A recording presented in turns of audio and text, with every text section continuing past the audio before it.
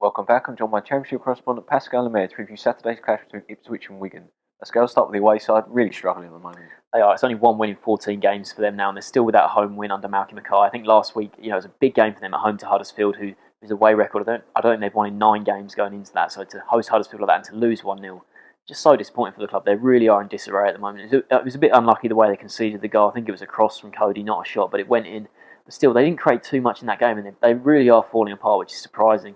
They've lost so many players. I think Maloney, Watson, McManaman and Forshaw, they've all gone now. They just look like a club completely unravelling. And with sides like Rotherham, Leeds winning their last 2 games, the pack above the bottom 3 really are sort of pulling away. And Wigan are now 8 points from safety. That's a big gap for them. And obviously, I think it's a long way to go now for them to stay up. I still probably expect them to go on a run of some sort because they still have some quality players. But in Mackay, in the past when he went up with Cardiff, he had a much stronger team spirit. But this team just looks in disarray at the moment. They've signed Chris Hurd from Aston Villa, but he's not going to do much for you. He's a sort of midfielder who might just sort of shore up maybe the defence and help out at the back a little bit, but he's not going to do much going forward.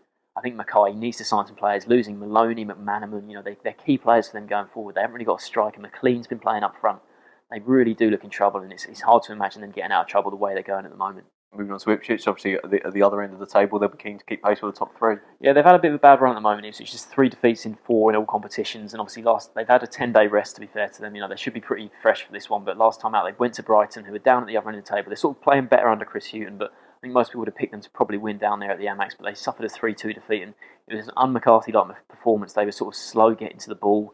I think they conceded 3 goals in the first half, which is you don't really give yourself a chance. They conceded, but Daryl Murphy got a quick goal to get them back to 1-1. But then, Brighton's goals, they weren't all excellent goals. There wasn't too much that Ipswich could have done about them. But they fought back in the second half, got a goal. Freddie Sears with his first goal for the club since signing. But obviously Murphy's the sort of standout player for them. That's now 18 for him all season. He hasn't taken any penalties either, which is a really good record for him. But Harler's said to be chasing him maybe in the last few days of the window. But I'd be surprised if he leaves. He's very settled at Ipswich and doing really well. So I'm not quite sure he's cut out to score a lot of goals in the Premier League. So he's doing well at the moment, but I think they should be able to keep him. The sort of Tyrone Mings transfer talk, I think that's quieting down a bit as well. So it doesn't look like Ipswich are going to lose any of their key players, but it's so tight at the top at the moment. Ipswich, they're down to 4th at the moment because of recent results. Obviously, they're still only a point off the top, and they could be top at the end of this weekend. But equally, by kick-off, they could be down to 6th in the table because Bournemouth and Watford play on Friday night, and then Brentford and Middlesbrough play on Saturday lunchtime. So if they're down to 6th, there'll be huge pressure on this game. Most people expect them to win, given how bad Wigan are, but a big game for Ipswich. They have to win this, given their recent form. So they have to win. Are you backing them to win?